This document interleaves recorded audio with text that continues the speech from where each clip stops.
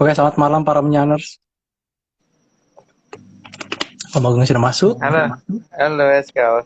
Halo, selamat malam Om.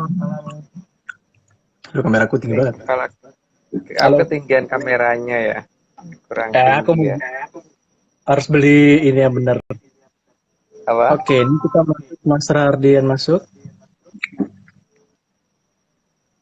Harus makan coklat.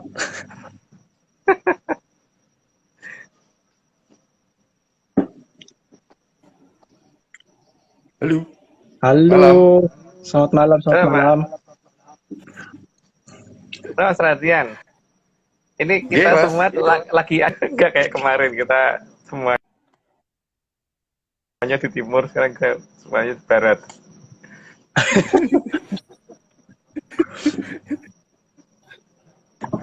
Audio Kita jelas, kembali ke Mas. habitatnya. Gimana Eskal? Saya dengar tadi suaranya Audio jelas. tabrakan. Sudah kembali ke habitatnya di barat. Iya, iya. Oke. Baik, baru udah kumpul 31. Mungkin kita tunggu dulu kali ya, Om. Kita tunggu sampai 40-an. Tapi banyak loh ini loh. Sebentar. Lu hebat.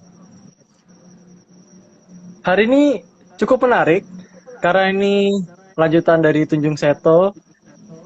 Ini fase yang ketiga ya Om ya. Tunjung Seto Semune Pudak Sategal. Bentar aku balik dulu. Oh ini dia ketinggian. Dan akan banyak karena hari ini 86. Jadi siap 86 ya. Sudah siap Mas Rardian? 86. Bapak Agung sudah siap 86. Oke. Sudah 46. Oh iya, Mas Eskal, selamat ya. Aduh. Selamat apa nih Mas Rardian? Aduh.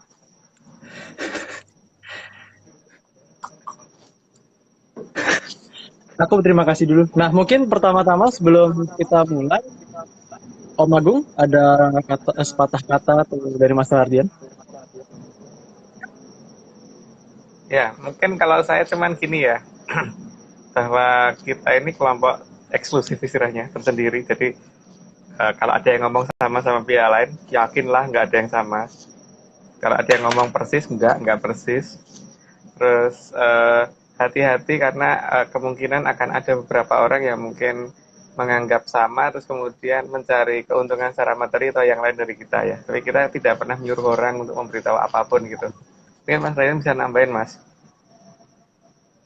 Oke, Mas. Jadi ada beberapa laporan yang masuk ke tim Atlantis Research Center bahwasanya ada beberapa menyaners yang dihubungi oleh pihak yang tidak bertanggung jawab dan mereka kemudian menawarkan untuk bisa memberikan cara untuk bertemu dengan leluhur.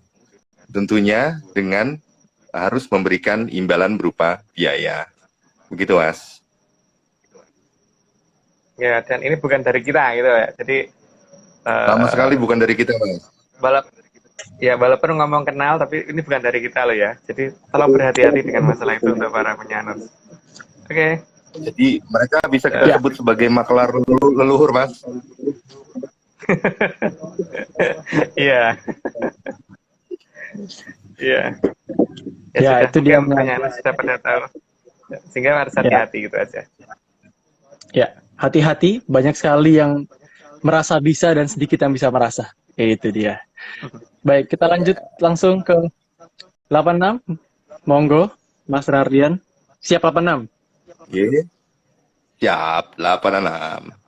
Slide pertama. Oke. Tegalan bisa diartikan sebagai tempat. Kurang ke atas ya? Itu hasil kameranya kurang turun, kurang ke atas. Atau kameranya kurang turun atau laptopnya yang kurang ke atas. Mungkin diganjel buku di bawahnya kali. Ini belinya sama makelar kali laptopnya ya. Aku beli tripodnya salah. Bentar, nanti ya. Next. Nah. Sudah lebih jelas. Ketinggian. Nah, ini. Ya, segitu nggak apa-apa deh. Daripada kayak tadi. Oke. Ya, monggo Mas Radian, lanjut. Enggak. Oke.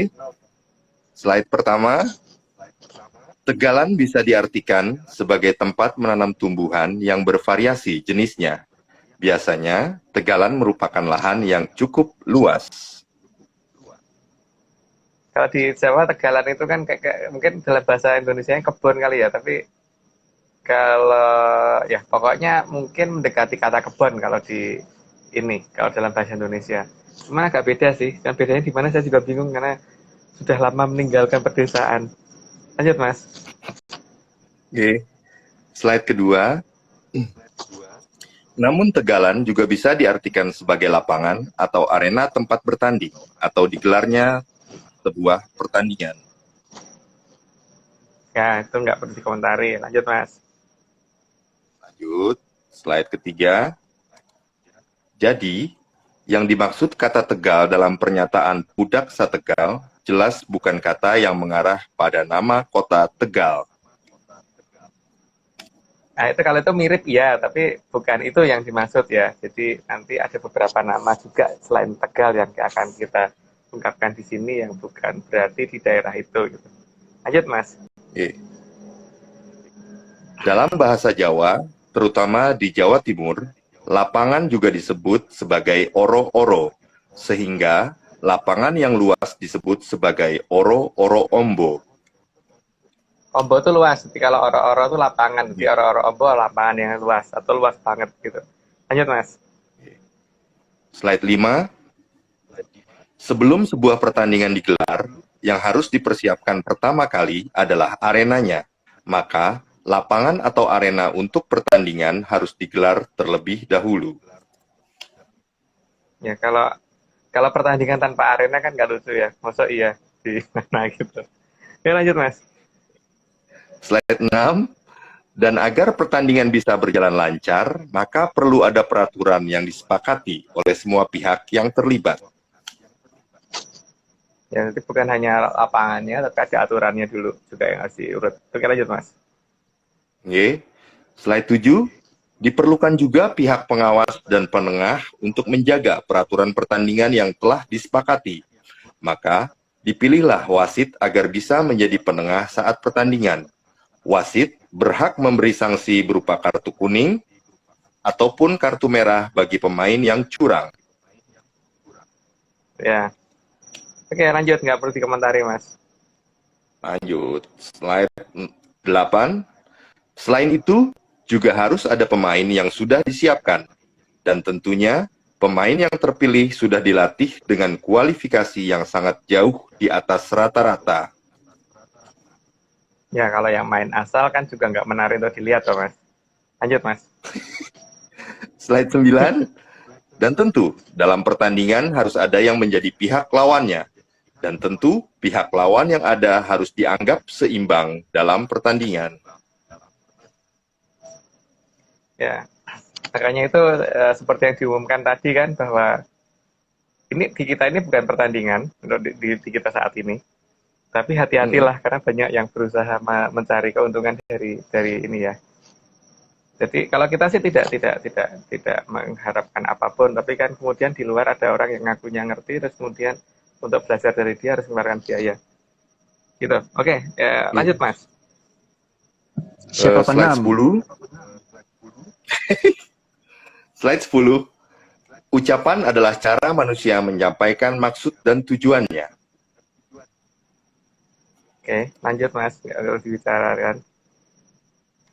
Slide 11. Maka muncullah bahasa sebagai penyampai maksud dan tujuan.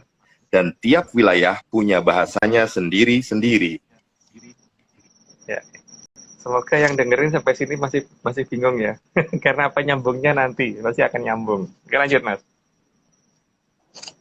Slide ke-12. Tiap ucapan harus disampaikan dengan cara yang sopan dan berisi ucapan yang baik agar bisa terwujud kedamaian.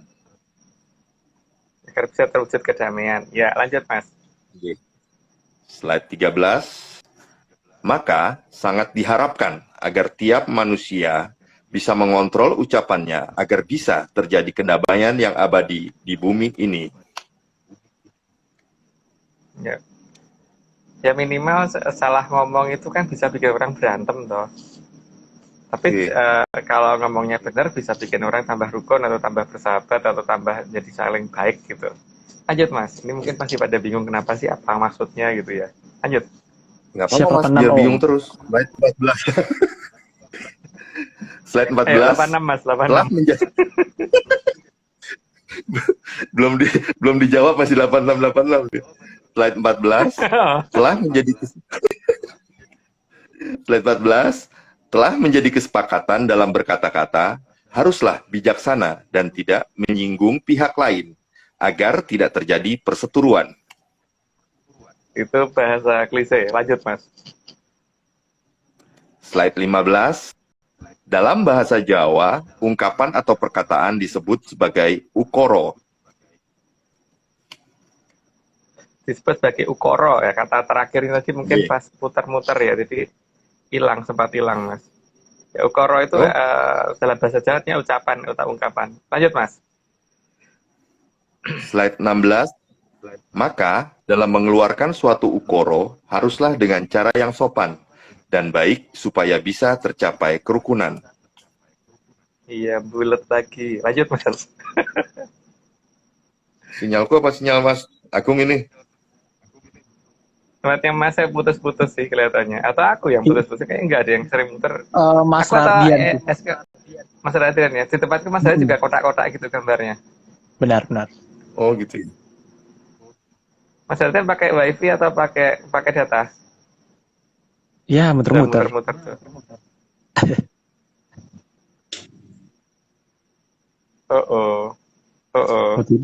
Oke, Hesikal yang bacain dulu deh. Aduh. Aku belum ada ini lagi kata-katanya. Apalagi ukoro juga dapat dikatakan sabda dan manusia selama ini bisa hidup karena ada sabda dari Sang Pencipta.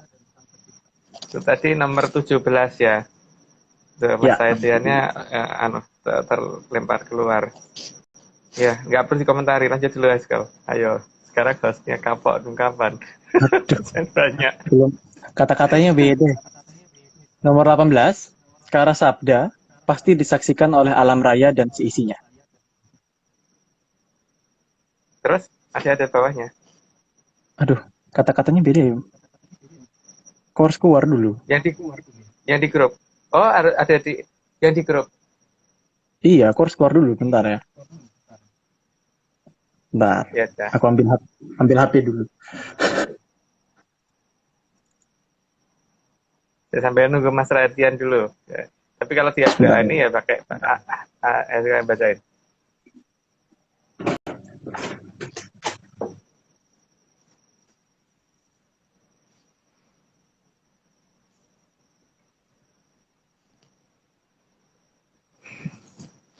Mas Radian halo. Ya. Hilang.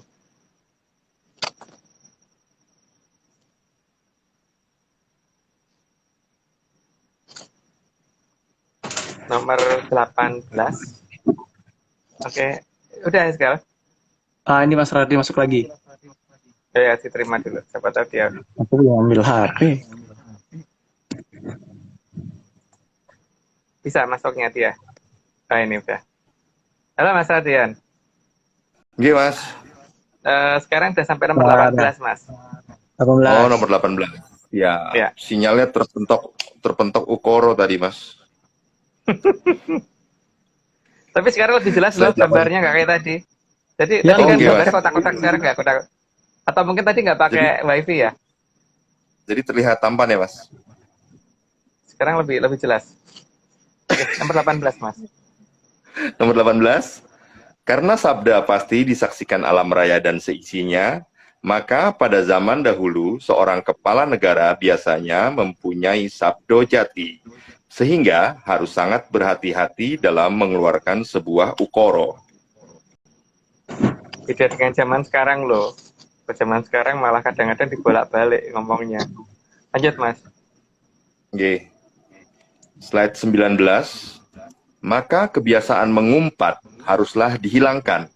Jikapun masih belum bisa, paling tidak bisa mengurangi secara bertahap sampai akhirnya bisa dihilangkan secara total. Ya. Mungkin yang dengerin bingung karepe opo gitu kan. Ya lanjut Mas. Karepe biar mengumpat mungkin. Lanjut Mas. 86. Slide 20. Suatu ucapan atau ukoro yang tidak baik bisa menimbulkan pertengkaran. Skala besar atau kecilnya pertengkaran tergantung dari berapa banyak orang yang akan terlibat. Ya, ini sudah mulai mendekati apa yang kita maksud. Lanjut Mas. Slide 21. Sehingga ukoro ino atau ukoro kang ino atau ucapan yang tidak baik akan bisa membawa malapetaka. Ini sudah menyangkut tentang jongko yang ada di jangkanya Sri Jayabaya, tapi semoga tambah bingung. Lanjut Mas. Hampir mirip nama negara ya. Semoga. Slide 22. Oh iya, ukoro ino mirip-mirip apa gitu ya? Oh ya udah. Iya. Slide 22. 86. Karena dalam serat jongko sudah tertulis bahwa timbuling ukoro ino bakal ngawon tenaken bedil muni ngadu logo ono ing Surabaya. Itu nomor berapa Mas tadi? 21A. 22 Mas. 21. Kok di tempatnya nggak ada itu 21-nya? 21A Mas Hardian. 21A. 21A bukan 21A loh Mas, bukan yang itu loh Mas. Oh iya. Nah, kejauhan.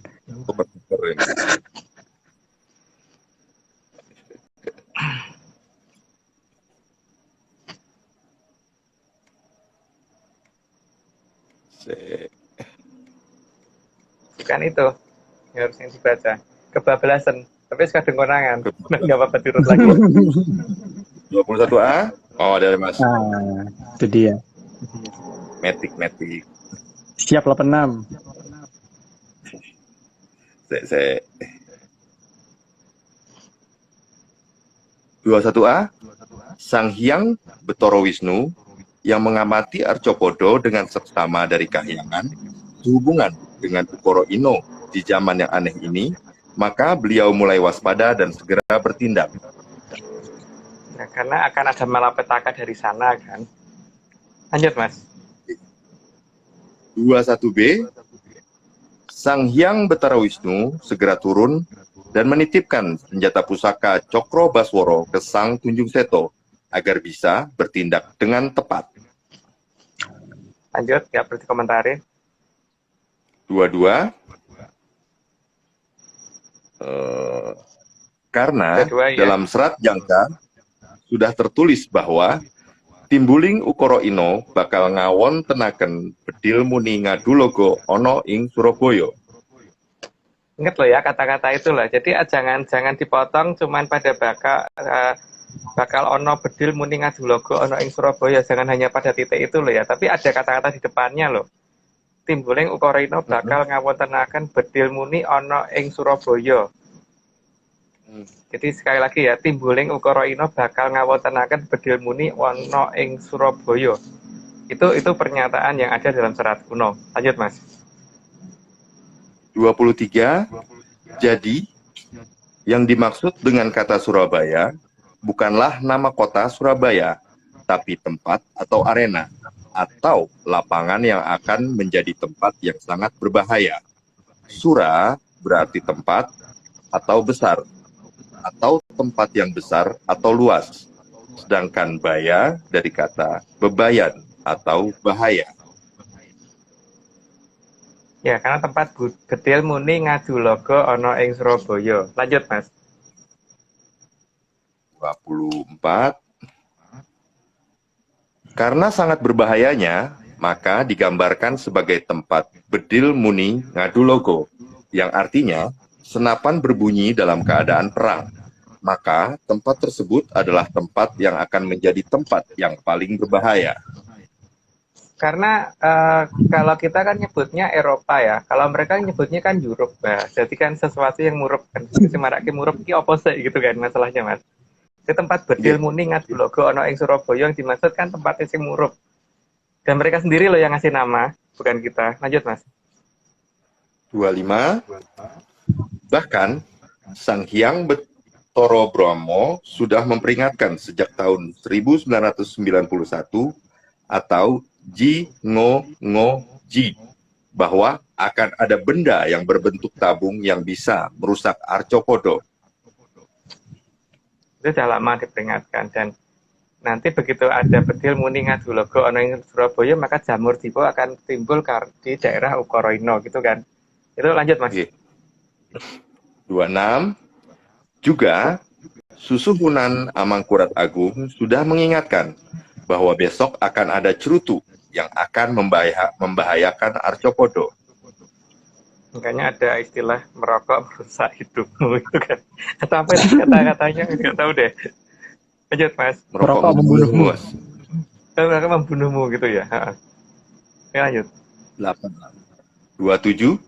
Sementara itu, Kilurah Tunggul Jati Joyo Amongrogo juga mengingatkan akan adanya rokok klobot yang bisa mengakibatkan bahaya bagi Arcopodo. Mungkin yang sudah pernah kontak dengan beliau pasti kenal persis tuh dengan istilah itu gitu. Cuman masalahnya kan nggak apa enggak dengan pernyataan-pernyataan itu gitu. Lanjut Mas. Karena cerutu dan kelobot yang dimaksud oleh kedua leluhur tersebut adalah penyebab munculnya jamur dipo.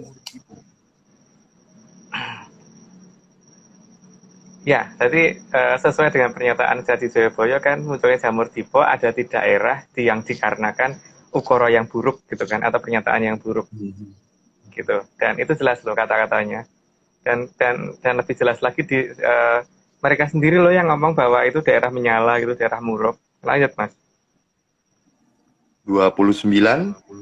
Penggambaran tentang munculnya sang jamur dipo sudah terjelaskan dalam jajaran awal dari wayang kulit jauh, bahwa besok akan kembalinya negara Kang Adi Dosopurwo setelah munculnya sang jamur dipo.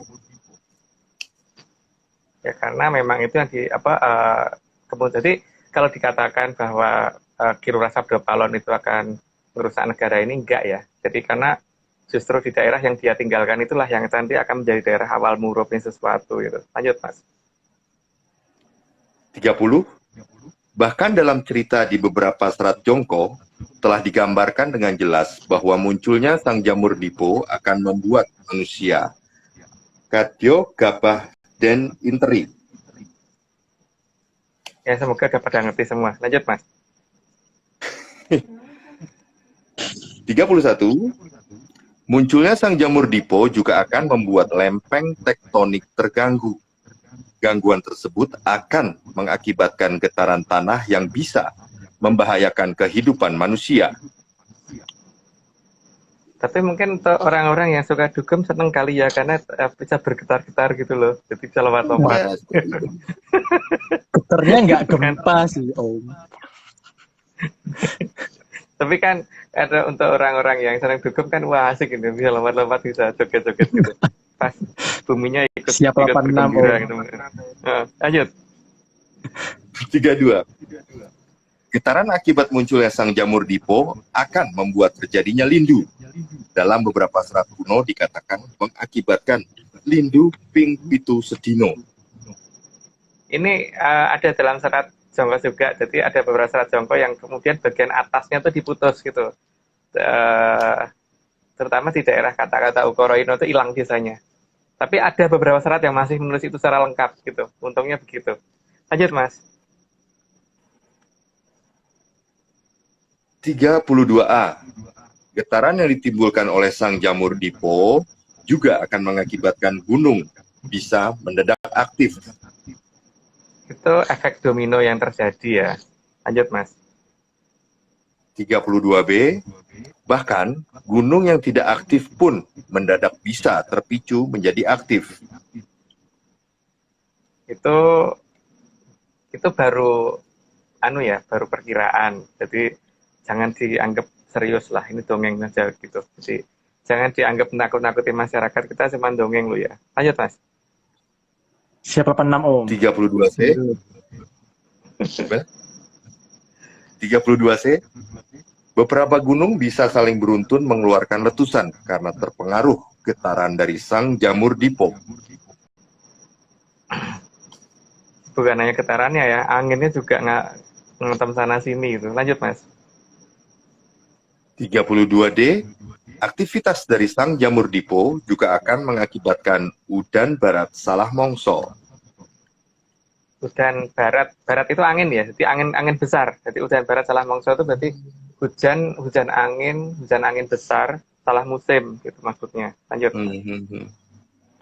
32E juga mengakibatkan Itu beledek Mas, bukan blesek. Beledek. iya makanya D itu bukan S. juga mengakibatkan beledek tatit leliweran atau petir dan kilat yang menyambar-nyambar.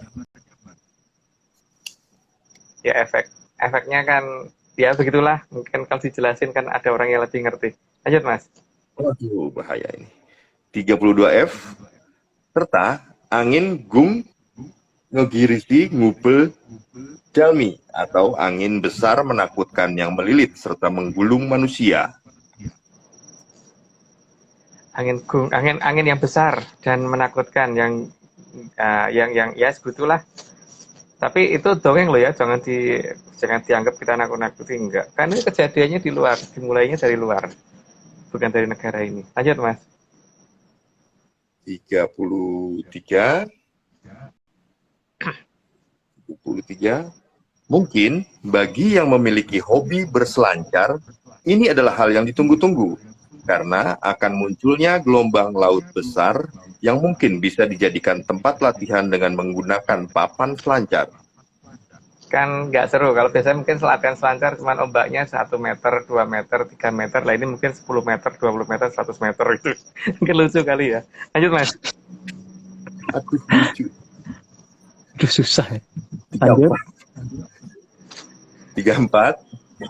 Ketika air laut naik akibat munculnya sang jamur dipo, pihak Atlantis Research Center sangat tidak menganjurkan untuk bermain selancar. Walaupun mungkin ahli, tapi kita nggak menganjurkan bermain selancar loh ketika ombak itu muncul, ketika segoro sudah naik tinggi banget gitu ya.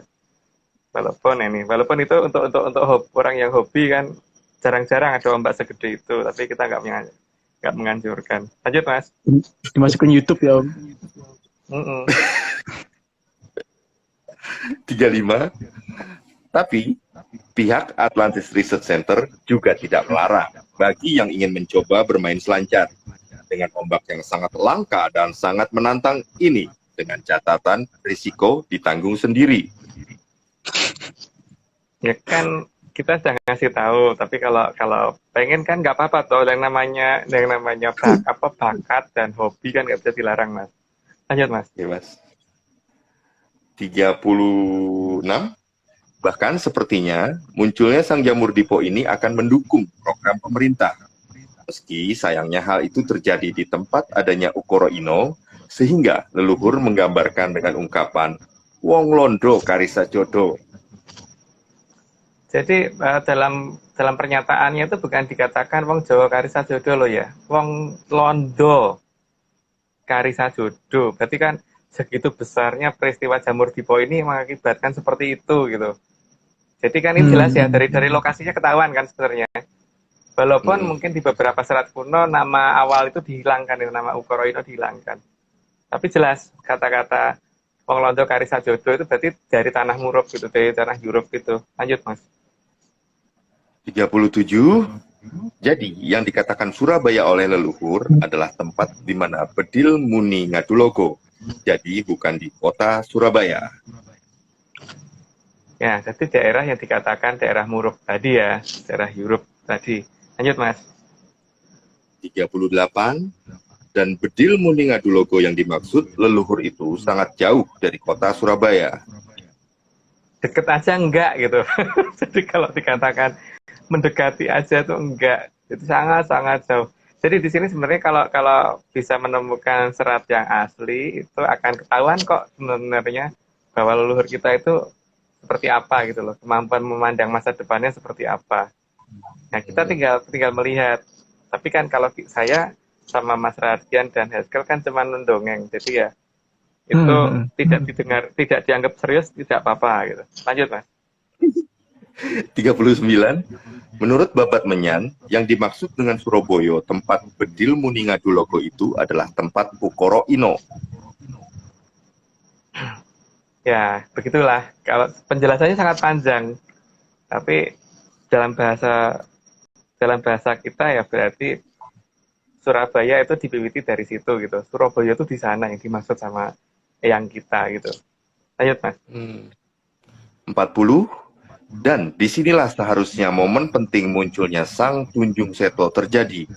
Karena dari serat pedalangan ditunjukkan bahwa akan muncul dari Lengkehing Jamur Dipo. Ada urutan dari kata-kata setelah itu Bedil Muni Ngadu Logo ning Surabaya kan ada kata-kata berikutnya itu. Nah, itu semoga pada nemu kata-kata itu seperti apa gitu. Dan semoga ngerti maksud Lengkehing Jamur Dipo itu apa. Lanjut, Mas. 41. Karena saat Sang Tunjung Seto muncul di Lengkehing Jamur Dipo, itu berada dalam lindungan Sang Hyang Betari Maharani. Maka semua bisa diselesaikan dalam waktu singkat. Tapi Jamur Dipo-nya muncul dulu gitu kan. Lanjut, Mas. Karena hanya Sang Hyang Betari Maharani yang sanggup menghentikan semuanya dalam waktu yang sangat singkat. Karena ya hataranya betari dan betari yang cukup tinggi ya, walaupun bentuknya kecil. Kayak seperti yang saya jelaskan kemarin kan, kalau banyak orang ngomong ya makin tinggi itu makin besar, enggak sih? Makin tinggi itu makin kecil. Biasanya begitu yang saya tahu. Kita beda di situ, salah satu yang beda. Karena kalau Boleh makin tanya tinggi nggak, makin Mas? besar, ya Sang Hyang Maharani bisa difoto nggak, Mas? kapan-kapan ya Mas, kalau pas beliau mau. Gitu aja. Dan itu nggak tahu, masalahnya aku sendiri bisa lihat apa enggak, gitu kan masalahnya, Mas. Kalau Lanjut, kita aku Mas. nanya juga deh, Om. Nanya dong. Beliau bisa Oke. dilukis juga nggak, Om? Atau digambar? Tergantung yang melukis bisa ngelihat apa tidak kan, masalahnya itu kan. Nah, kalau aku pertama nggak bisa ngelukis, yang kedua melihat aja belum tentu bisa gitu kan, Haskell.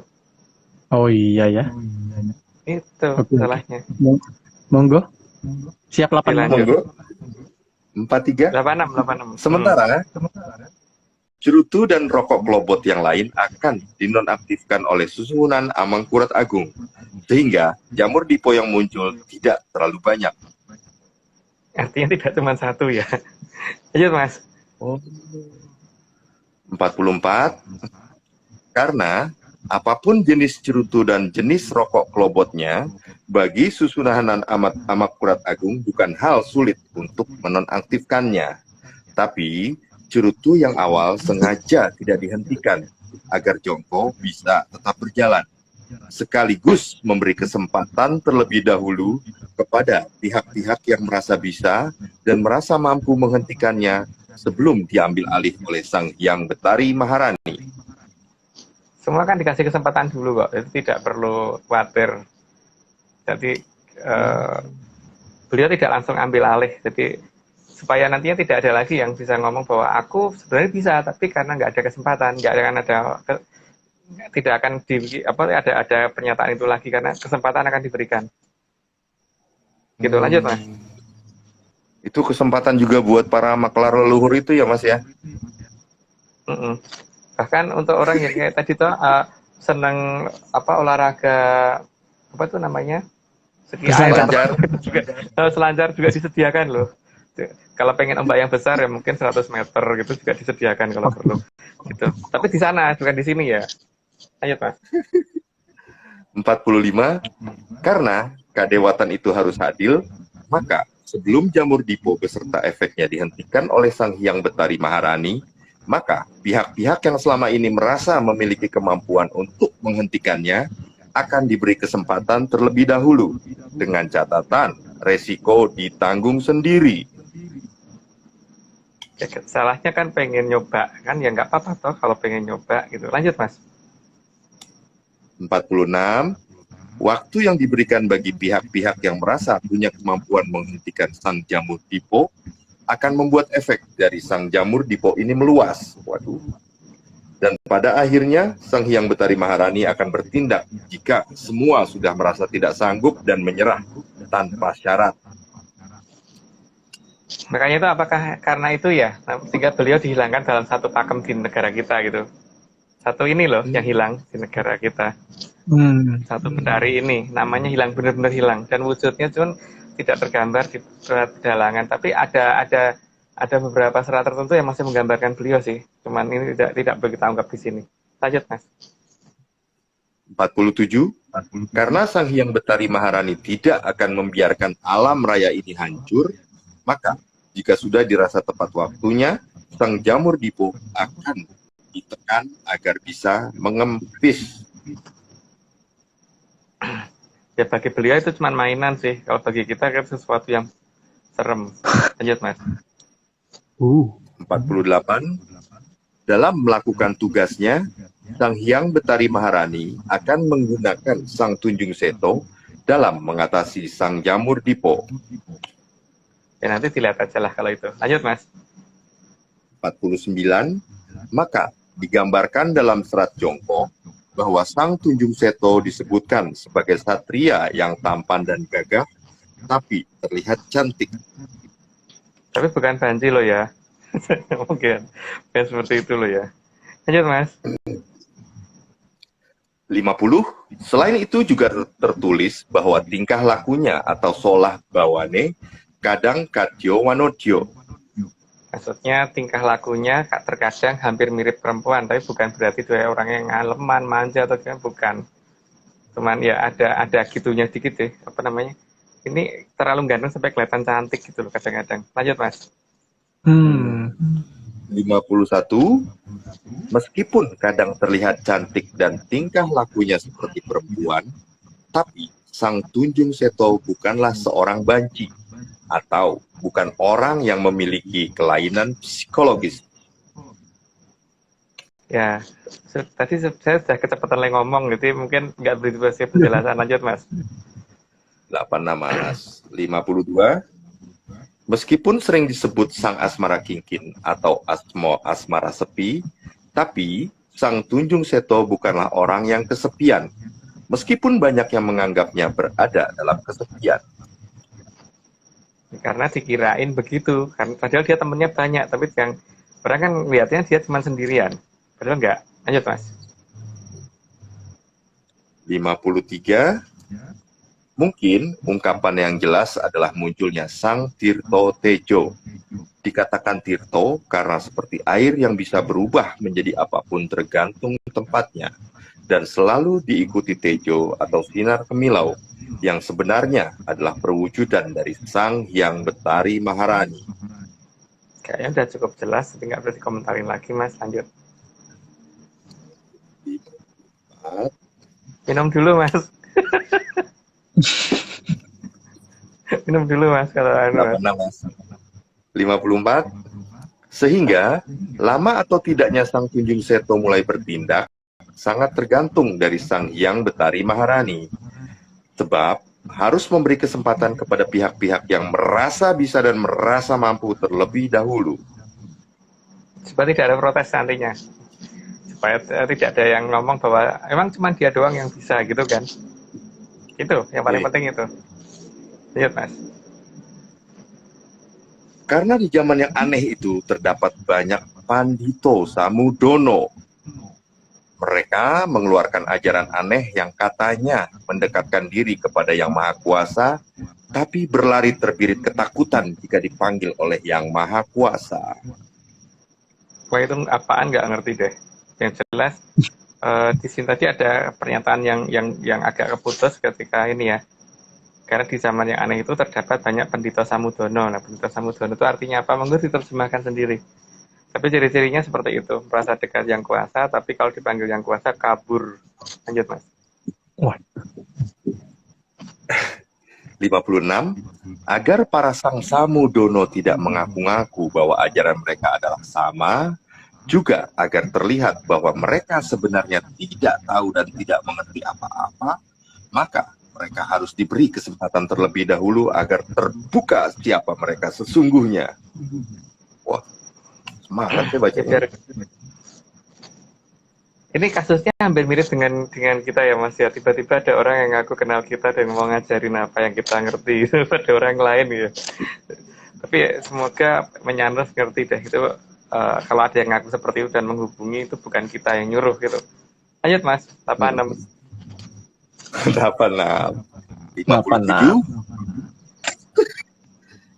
57. Segera setelah terbuka siapa Sang Samudono sesungguhnya, juga jenis-jenis varian dan tipenya, maka manusia bisa dengan mudah mengenali mereka. Semua dilakukan agar manusia tidak tertipu lagi oleh Sang Samudono, dan agar Sang Samudono tidak bisa sok eksis lagi pada zaman kala Suba. Wah, expired Samudono nih ya Mas. Waduh. Ya. Itulah, semoganya begitu. Lanjut aja Mas. 58. Hingga di zaman kala Suba nanti, agar Sang Samudono sekali saja bisa bermanfaat bagi alam raya, mungkin mereka akan didaur ulang menjadi sesuatu yang lain yang mungkin masih bisa dimanfaatkan.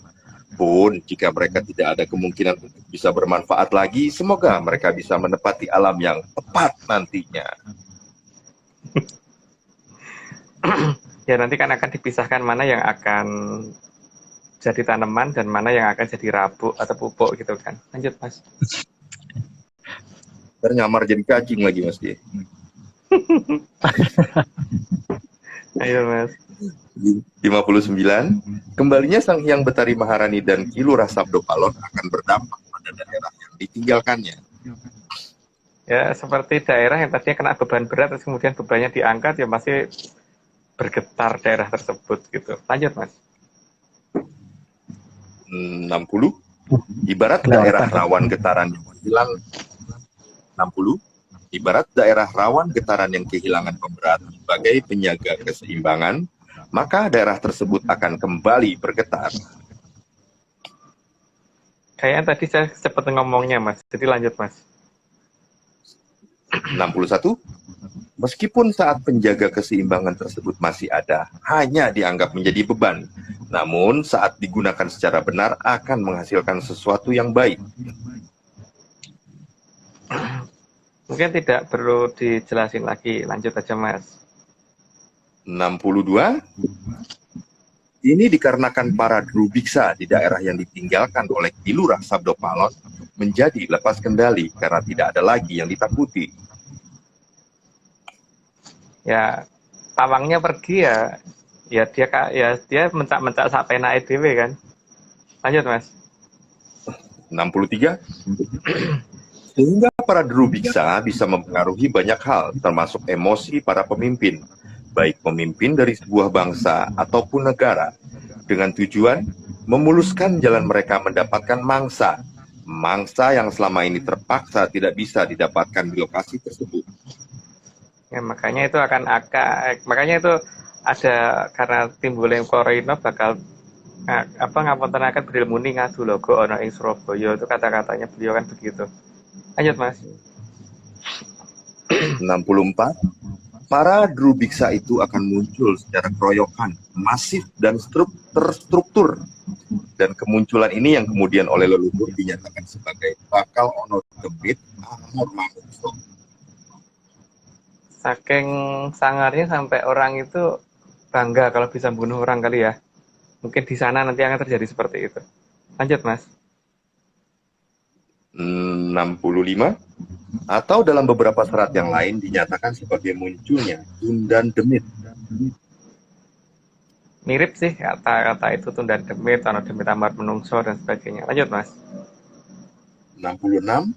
Hal ini juga sudah tergambar dari beberapa pesan yang sering kita dengar, bahwa setelah lama mereka terpaksa merubah pola makan mereka, maka saat ini adalah waktu yang tepat untuk kembali memakan makanan favorit mereka.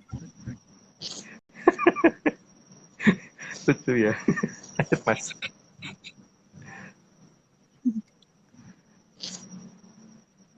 67.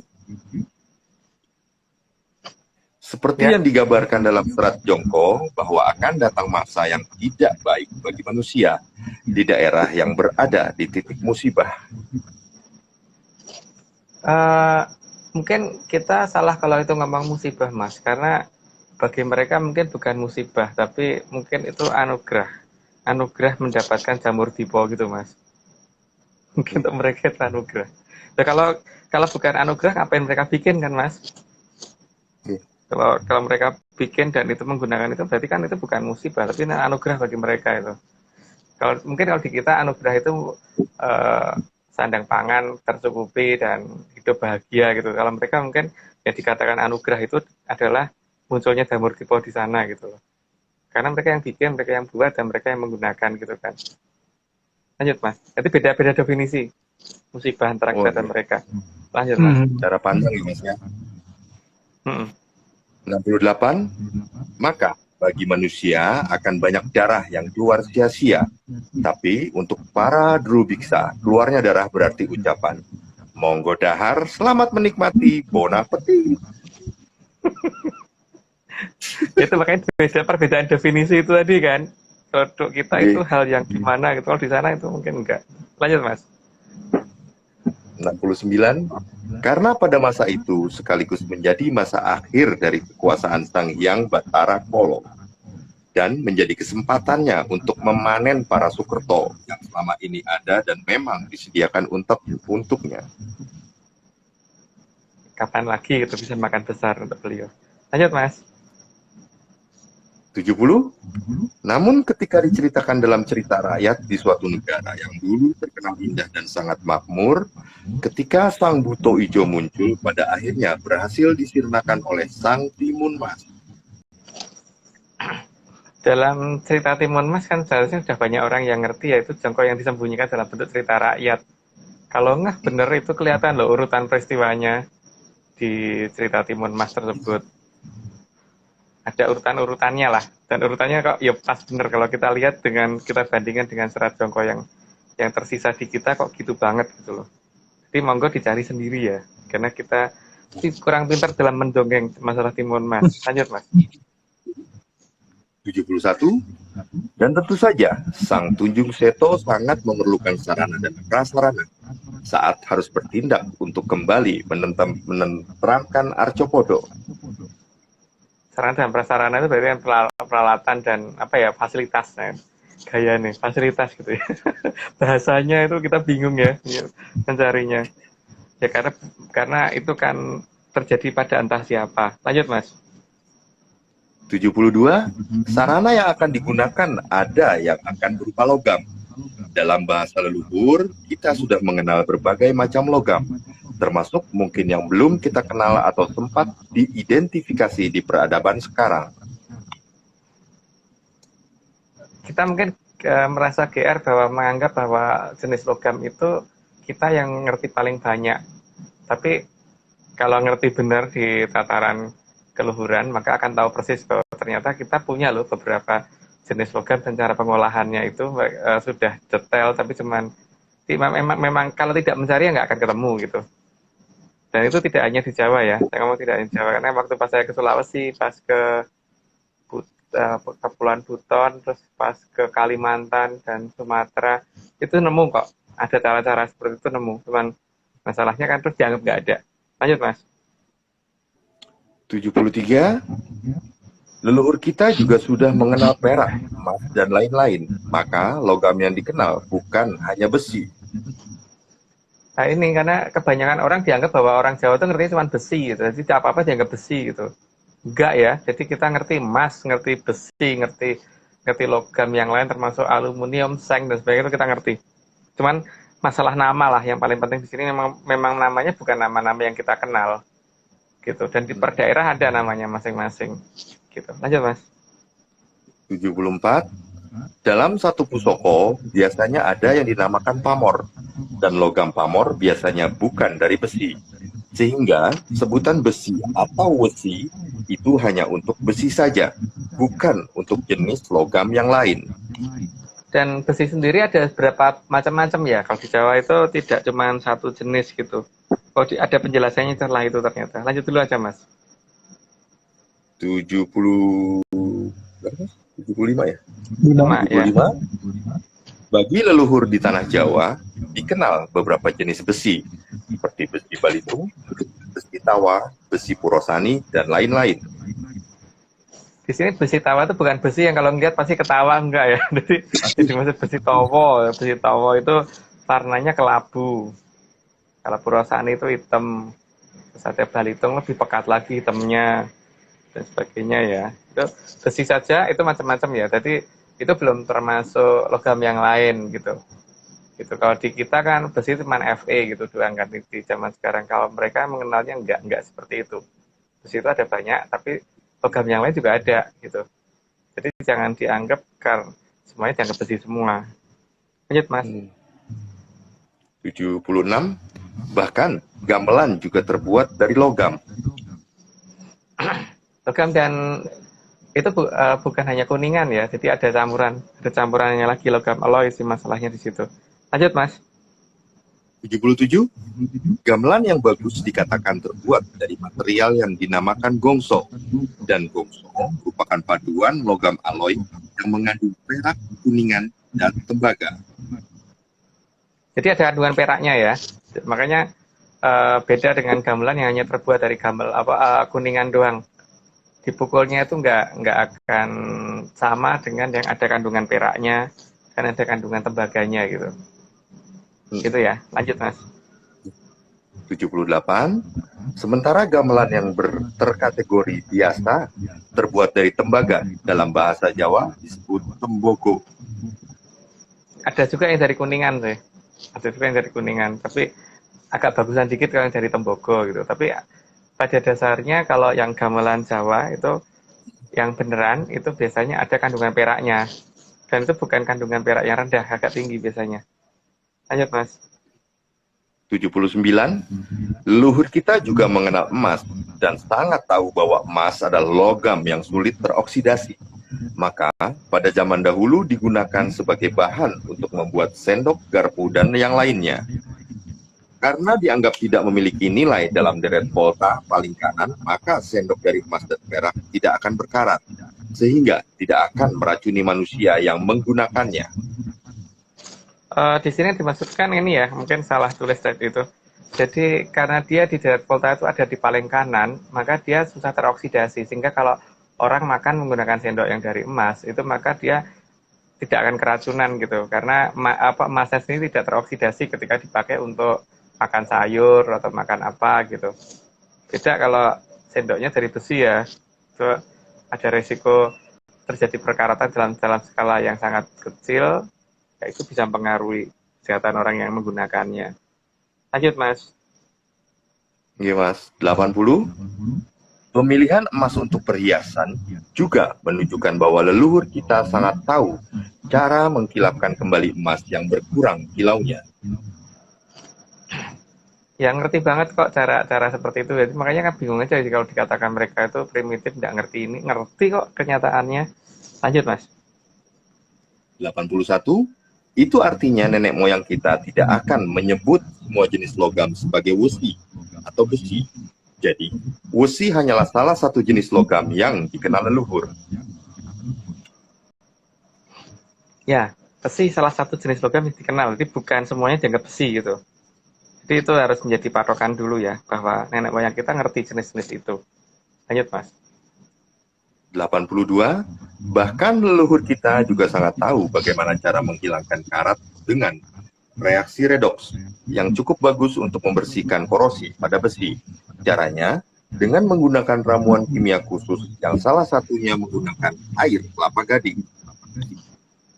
Sudah dihitung semua sih itu. Jadi memang benar-benar itu cuma direndam, jadi tidak pakai sikat kawat ya bersihnya, cuma direndam pagi direndam, nanti siang atau sore gitu disikatin pakai sikat gigi aja sudah bersih, kayak gitu. Tapi rata-rata kalau sudah karatan banget gitu, karena mungkin nggak kerawat, karena kan banyak orang yang ngomong bahwa punya pusoko ya pokoknya ikut aku harus nurut sama aku gitu kan, padahal nggak, seharusnya pusoko itu dirawat, dan cara ngerawatnya kalau nenek moyang kita dulu seperti itu. Jadi enggak, kalau sudah lama nggak dirawat dan sampai karatan banget itu ya direndam paling nggak 3 hari, baru disikatin pakai sikat kawat, sikat gigi, bukan sikat besi ya, sikat gigi yang halus kalau perlu, jadi jangan yang kasar. Kalau yang kasar nanti rusak itu, pamornya hilang. Lanjut Mas. 83, itu artinya leluhur kita sangat tahu persis di mana posisi besi dalam deret volta, sehingga sangat tahu cara membersihkan karat dengan menggunakan reaksi yang melibatkan deret volta. Ya, kita sedang ngurut ulang, tapi yang menggunakan bahasa Jawa, menggunakan nama-nama yang ada di Jawa. Lanjut, Mas. 84, maka leluhur kita tidak akan menyebut timah dengan sebutan besi. Timah disebutnya ya timah, karena nama timah sudah ada dalam penamaan sejak zaman dahulu. Ya, kayak tembogo gitu kan kita nggak mungkin nyebutnya besi gitu kan. Jadi yang dimaksud besi itu bukan logam gitu ya, apa? Bukan maksudnya apa ya? Besi itu bukan semua jenis logam dianggap besi gitu loh. Karena ada banyak orang yang menganggap pokoknya kalau ini berarti besi, ini berarti besi, enggak, bukan. Itu berarti kurang pergaulan kali sehingga semuanya dianggap besi. Lanjut, Mas. 85, leluhur kita juga tidak akan menyebut aluminium sebagai besi. Ya, makanya kalau aluminium disebut besi itu aneh gitu. Ya, bagi saya loh, tapi bagi orang lain boleh. Lanjut, Mas. 86, apalagi material komposit yang kadar besinya sangat sedikit tidak akan disebut sebagai besi. Ya, karena memang yang disebut besi itu ya besi, bukan komposit. Kalau komposit kan ada kandungan serat karbon ya dan sebagainya. Untuk pesawat stealth itu supaya tidak memantulkan sinyal radar, berarti menggunakan material komposit yang kira-kira kandungan logamnya minim gitu kan. Tapi kemampuan menghadapi hambatan udara dan sebagainya mungkin melebihi logam gitu. Lanjut, Mas. 87, maka sebutan untuk bakal ono wesi ngelangkang jagat itu jelas sebutan untuk benda dengan kadar besi lebih dari 90%, bukan logam yang lain. Ya, berarti kan artinya gini ya, bahwa penyebutan ono wesi ngelangkang jagat itu berarti bukan pesawat terbang yang kita lihat itu, karena itu aluminium, bukan besi. Jadi ada pernyataan seperti itu menunjukkan bahwa itu belum terjadi sebenarnya. Karena nenek moyang kita tuh bisa membedakan mana aluminium dan mana besi, maka tidak akan ngomong besi ngangklang jagat kalau itu aluminium gitu. Lanjut, Mas. 88, sebutan untuk wesi ngelangkang jagat itu jelas bukan pesawat terbang yang saat ini kita kenal. Tapi ada benda lain yang mungkin belum kita kenal atau sudah kita kenal, tapi kita tidak menyangka jika benda tersebut nantinya bisa diterbangkan. Ya, artinya hati-hati, lihat aja nanti ketika ada besi ngangklang jagat itu apa yang dimaksud. Tapi ingat ya bahwa itu bukan aluminium atau apalagi material komposit gitu. Jadi kalau ada dalam jongkok itu disebutkan bahwa besok bakal ono wesi ngangklang jagat, itu bukan pesawat terbang. Lanjut, Mas. 89, leluhur kita telah mendefinisikan gravitasi dengan bahasanya sendiri, yang tentunya saat ini tidak kita kenal. Karena pada zaman dahulu, benda melayang adalah hal yang umum. Kalau sekarang mungkin agak langka, kalau dulu sih itu wajar. Tapi nggak perlu jelasin deh, lanjut aja, Mas. 90, maka dalam penggambaran yang karena keterbatasan logika dari peradaban kekinian, digambarkan bahwa beberapa leluhur memiliki sayap. Dan uniknya, bukan sayap yang terbuka layaknya sayap burung saat dipakai terbang. Bisa diperhatikan kalau Gatot-Kaca yang ada di pewayangan itu sayapnya justru menyatu di ujung. Jadi bukan sayap yang bisa kipit-kipit gitu, yang bisa kayak sayap burung gitu, bisa seperti itu. Jadi sayapnya menutup terus tapi bisa dipakai terbang. Lanjut, Mas. Pakai jetpack ya, Om? 91, Kayak jetpack. Gak tahu deh, saya nggak punya. Oh. Nggak punya, kita bisa ngomong. Lanjut. Saat ini nggak punya ya. Jadi, semoga punya gitu suatu ketika. Siapa tahu tuh dapat bonus gitu dari leluhur gitu kan. Lanjut. tadinya ya, Mas. Ya. 91. Monggo, Mas. Gambaran saya 91 penggambaran sayap dari Raden Gatot-Kaca digambarkan sebagai sayap yang tidak bisa mengembang atau sayap yang menyatu di tengah dan dipakai dengan dimasukkan ke dalam lengan. Ya, seperti itu ya bentuknya. Jadi tidak seperti sayap burung gitu yang bisa apa tuh namanya ya? Apa apa sih ngomongnya itu kalau ya mengepak ya. Kipit kan bahasa Indonesia ya. Lanjut Mas. 92, bahkan dalam wayang orang Jawa juga digambarkan sayap Raden Gatotkaca adalah sayap yang tidak bisa terbuka seperti burung atau kupu-kupu. Itu harus diamatin bener ya, bahwa apa sih itu sebenarnya gitu. Lanjut Mas. 93, dalam wayang kulit Jawa terlihat jelas bahwa sayap itu adalah alat yang bisa dibongkar pasang jika digunakan dan juga bisa dilepas. Ya, jadi jelas itu bisa dipasang, bisa dilepas, tapi tidak bisa mengepak seperti sayap burung, tapi bisa dipakai untuk terbang. Lanjut Mas. 94, lebih jelas lagi sayap pada Raden Gatotkaca adalah sesuatu yang dipasangkan dan bisa dilepas, sehingga ada sesuatu yang tanpa kita sadari saat ini disembunyikan leluhur kita, bahwa ada material sejenis besi yang bisa menentang gravitasi dan bisa dibuat seperti sayap yang tidak perlu dikepakkan. Mungkin kalau beberapa orang yang punya keris itu dipetetin gitu kan, kerisnya bisa keluar dari rangkanya terus beridlek gitu sambil gerak-gerak gitu kan. Nah, itu apa sih penyebabnya gitu. Tapi bagi yang belum pernah lihat pusaka ya sudah, karena memang belum pernah lihat. Lanjut Mas. 95, dari keseluruhan pakaian yang digunakan oleh Raden Gatotkaca juga ada baju tahan peluru yang dinamakan Onto Kusumo. Ya, jadi seperti tadi ya, ada berbagai material di sini yang kalau beliau ngomong besi ya besi, tapi jadi artinya itu bukan aluminium. Lanjut Mas. 96, material yang digunakan dalam baju untuk sumo pada masa kini hanya tinggal cerita karena keterbatasan ilmu dan teknologi kekinian. tinggal cerita juga selain tinggal cerita juga hanya kemudian dianggap mitos ya, dan kita mengikuti pola untuk tidak mencari gitu kan. Harusnya kan kita mencari itu apa. Sukses negara yang bikin kita untuk tidak mencari itu gitu loh. Lanjut Mas. 97, saat menggunakan pakaian untuk kusumo, Raden Gatotkaca dikatakan mempunyai otot sekuat kawat dan mempunyai tulang sekuat besi. Jadi tidak disebutkan sekuat timah, aluminium, atau seng. Itu harus diingat lagi ya, bahwa besi, tembogo dan sebagainya. Itu jangan sampai ngomong bahwa aluminium disebut besi gitu. Lanjut Mas. 98, dalam surat Jongko juga dinyatakan Raden Gatotkaca akan muncul dan membawa bala bantuan bagaikan Gatotkaca yang berjuta-juta jumlahnya. Di sini bukan Gatotkaca-nya sih sebenarnya, Tunjung Seto ya harusnya muncul akan bawa bolo Gatotkaca kayak Mayuto-yuto gitu kan. Pernyataannya begitu ya. Kang Tunjung Seto bakal muncul membawa bala bantuan Gatotkaca Kang Mayuto-yuto gitu. Mungkin salah tulis itu. Lanjut Mas.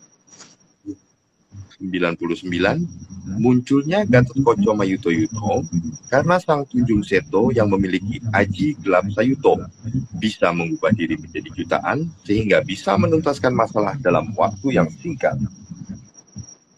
Jadi pernyataan itu tetap sesuai Jongko bahwa maju ijen tanpa wadya bolo kan sebenarnya. Bukan maju kakean bolo gitu. Jadi bukan maju kakean bolo, menang ngasorake liyan. Terus apa ya? Ada banyak pernyataan di situ. Ya udah kita aja lanjut aja Mas. 100, karena memang syarat Jongko harus ditepati bahwa akan ada satria yang maju ijen tanpa wadya bolo. Tanpa wadya bolo tapi bisa berubah jadi banyak. Yang jelas gitu aja. Lanjut Mas. Wah. 101, Kan namanya dalam dongeng. penggambarannya.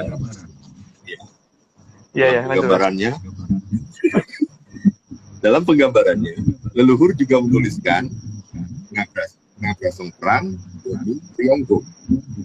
Ngabraseng perang Yomung Pironggo, berarti maju perang hanya sendirian.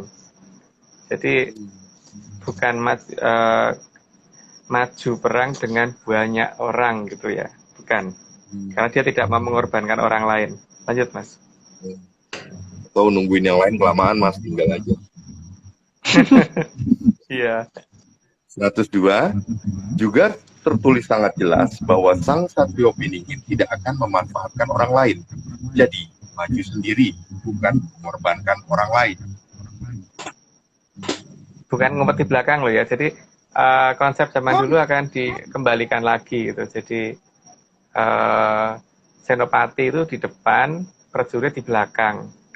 Beda dengan tentara Amerika, jenderalnya ada di belakang. Kan ngomong tentara Amerika loh ya, bukan negara lain loh ya.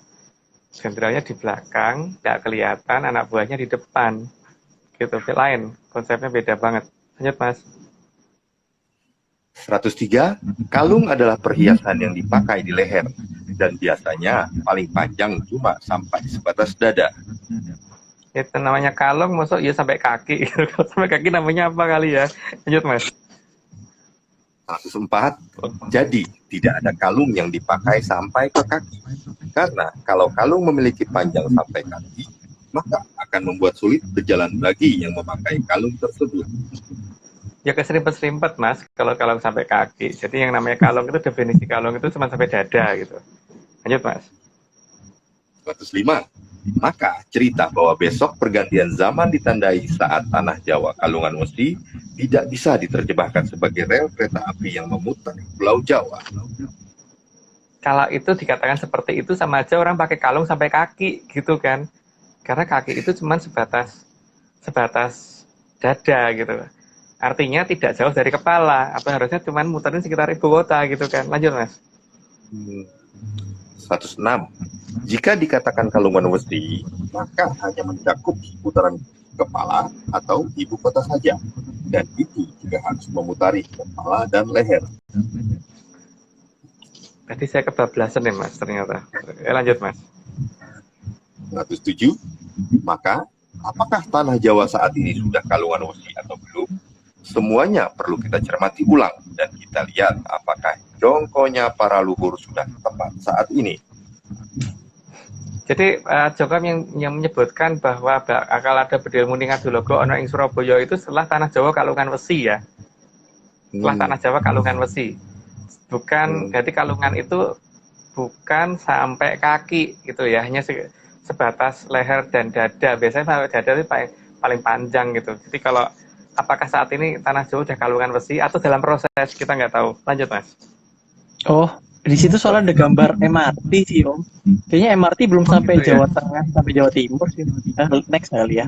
Next dulu, Mas. 6. Sampai Semarang kali ya. Lanjut.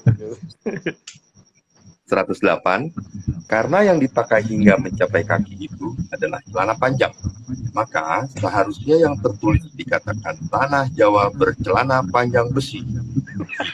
Jika memang rel kereta api tadi dianggap sebagai kalungnya tanah Jawa. Ya, kita punya pakem sendiri di sini ya. Jadi kita tidak ngerti pakem, makanya mungkin sekalian menegaskan kemarin ketika ada orang yang bicara tentang Ponorogo ke kita, mohon maaf kita tidak bisa menjadikan itu sebagai patokan kita. Karena kita punya pakem sendiri. Jadi kalau teman yang di Ponorogo kemarin menganggap itu benar, monggo, tapi kita tidak ya. Kita tetap tidak akan menggunakan pakem itu. Kita punya pakem sendiri. Jadi ini juga bahwa pernyataan bahwa tanah Jawa Kalungan Wesi itu bagi kita ini belum terjadi. Tapi dalam proses akan terjadi ya. Tapi kalau dikatakan tanah Jawa bercelana panjang besi atau sarungan besi itu mungkin benar. Karena sampai kaki kan. Lanjut, Mas. 109, atau tanah Jawa sarungan wesi, bukan kalungan wesi. Salah, kecepatan saya tadi. Lanjut, Mas. Ya, Mas. 110, atau mungkin lebih tepatnya karena orang Jawa zaman dahulu memakai jarik, maka seharusnya bukan dikatakan kalungan wesi, tapi jarikan wesi. Nah, gitu. Iya, karena yang sampai kaki itu jari atau sarung atau celana panjang gitu. Bahkan bercelana pendek besi pun enggak gitu kan. Jadi kalau dikatakan kalungan besi itu bukan sampai kaki gitu. Ini aneh kata-kata ini banyak yang menerjemahkan berbeda dengan kita, tapi ya kita kan punya babat menyan sendiri, kita punya pendefinisian sendiri, dan kita tidak akan sama seperti orang lain. Maka walaupun ada orang mengusulkan gini, kita nggak bisa terima karena nenek moyang kita menceritakannya sesuai yang kita ungkap saja gitu loh. Jadi ya mohon maaf kalau ada yang berusaha memberitahu kita tidak bisa mendengarkan itu karena kita punya pakem sendiri. Maka kepada menyaners juga, kalau ada yang mengaku bahwa mau ngajarin kita, ya jangan didengarkan, karena kita tidak pernah ngajarin orang, gitu kan. Ya Mas Radian ya? Atau mana Pak Mas? Iya Mas. Ya, semoga dilanjut Mas. Tambahin. Oh, ya tambahin dulu. Atau tambahin setelah ini kan tinggal terakhir kan, biasanya tinggal terakhir. Iya. Jadi mungkin agar tidak tim Atlantis Studies atau tim Atlantis Research Center ini, para menyanersnya, tertipu dengan para makelar leluhur tadi, maka jika ada pertanyaan ataupun hal-hal yang mengganjal, bisa hubungi saya atau Mbak Vicky Ananda sebagai narahubung. Di luar dua nama itu tidak valid, gitu Mas. Ya. Jadi bisa menghubungi untuk perempuan, mungkin kalau sungkan bicara dengan Mas Radian karena mungkin kelewat ganteng ya, jadi pakai nama Vicky Ananda. Atau mungkin kalau yang cewek yang cowok mungkin sungkan sama Mbak Vicky karena mungkin takut dikira naksir Mbak Vicky gitu, bisa menghubungi Mas Radian gitu ya. Karena mungkin saya terlewat sibuk, jadi saya sulit banget kalau untuk menjawab banyak pertanyaan. Jadi mungkin saya delegasikan. Memang beliaulah yang mungkin akan menjawab gitu, dua orang itu. Ini official ya Om ya, dari leluhur official. Ya. Jadi kalau ada selain dari dua orang itu menghubungi kemudian mau ngajarin untuk apa, jangan percaya. Kalau atas nama kita, tapi kalau bukan atas nama kita ya nggak apa-apa. Tapi kan ini kalau mengatasnamakan Atlantis Research Center atau mengataskan nama saya atau mengatasnamakan Pak Marius atau mengatasnamakan Heskel atau mengatasnamakan Aryo atau mengatasnamakan Mas Nogo Tapa Angin, atau mengatasnamakan siapapun yang ada dalam grup ini, itu mohon berhati-hati. Karena kita tidak pernah seperti itu. Makanya kita sekarang buka jalur kalau mau berkomunikasi lewat Mas Radian dan Mbak Vicky Ananda. Dan tentunya ini nggak dipungut biaya kan Om ya? Gratis. Enggak lah. cuman karena kalau mungkin jawabnya kita agak lambat ya mohon maklum, karena mungkin yang masuk ke kita akan ada banyak pertanyaan. Oke, lanjut Mas. Saya juga sibuk bekerja ya Mas ya. Yo. Slide terakhir, Kang Imo Manikis, Sinerang, Maruto Pentar, Lir Cipto Moniworo, Suci, Nirmolo Mawening, Nyoto Sasmi Tenghyang, Jagat Katuntun, Nugrahing Gusti, Tumuruning Dutaning Hyang, Arum Kadyo, Gondoning Tri Puspitoning Hyang. Ya, jadi tidak perlu diterjemahkan untuk yang ini, cuman monggo kalau misalkan bisa menemukan beberapa serat jongko itu jangan yang terputus kata-katanya gitu. Jadi kalau cuman ada besok bakal ono bedil muni ngadu logo oneng Surabaya, itu pasti sudah terputus karena awalannya nggak dijelaskan gitu. Itu harusnya begitu. Dan untuk yang di slide terakhir ini kan sudah biasa kita jelasin ya bahwa besok ingat bahwa akan ada timbuling perahu timbuling watu hitam dan silamnya perahu gabus, itu apa artinya monggo diterjemahkan sendiri. Dan tentang peringatan Daru Beksi kita sudah memberitahukan. Terus berhubung dengan adanya jamur tiba kan berarti dahulu kang tumekeng ring tanah Jawa lan sanca dangu sancawi andodro. Itu jelas ya bahwa itu awalnya itu tidak di negara kita ya, karena datangnya perlahan-lahan. Nah, datangnya berarti kan kejadian tidak di sini ya. Ada dari daerah yang murup itu gitu loh. Jadi akan mencapai ke sini pelan-pelan, tapi sansaya lama sansaya andodro. Apa itu? Ya monggo diterjemahkan sendiri dan ya semoga jelas dengan apa yang kita maksud gitu. Oh, makin bingung loh. Lebih ke makin bingung. Sama. Gak bingung. Oke. Nah itu dia untuk sesi 86 ya. Siap 86. Ya. Luar biasa sekali lagi untuk para miners. untuk para oknum-oknum masalah leluhur itu bukan dari kita. Official itu bisa dihubungi masalah dia ataupun bisa hubungi Bang. Ya, jadi hubungi Mbak Vicky Ananda untuk perempuan, untuk laki-laki Mas Rahadian, atau mau laki-laki menghubungi Mbak Vicky juga nggak apa-apa, perempuan menghubungi Mas Rahadian ya monggo banget, gitu kan. Yang jelas, kita hanya ada 2 orang itu yang ini, yang bisa dihubungi untuk saat ini, mungkin jadi DM via IG ya, sementara ya. Tapi ya mohon maaf kalau jawabnya telat, karena memang ya pada sibuk kerja ya, semuanya tidak ada yang nganggur di tempat kita. Untuk minggu depan mungkin tidak pada capek karena cuma 27 nomor dan ini karena yang besok hostnya adalah Pak Mario naratornya Pak Marius untuk minggu depan 87. Jadi 87 tidak banyak karena Pak Marius sekali-kali kita jadiin narator dong gitu kan. Hostnya siapa besok? Aryo atau hostnya siapa besok? Mungkin kita lihat nanti, aku schedulein dulu. Ya, 87 nggak banyak, 88 juga nggak banyak ya, 88 berapa 15 ya? Iya, 15. Kita sudah mulai mengurangi supaya nggak capek dengerinnya gitu. Oke, baik, sekian dari 86. Nah, terima kasih juga untuk Bopo Agung Dimustoijo, untuk narator dan text testing, untuk Romo Hardian luar biasa, terima kasih. Flyer ilustratornya dari Mas Dani Argi luar biasa, untuk menyan slide Mas Manggota Pekangen the best. Bos Marius, kami tunggu minggu depan, sudah banyak yang rindu dari Bos Marius. Pak Iwan Gunawan juga terima kasih, Aryo terima kasih.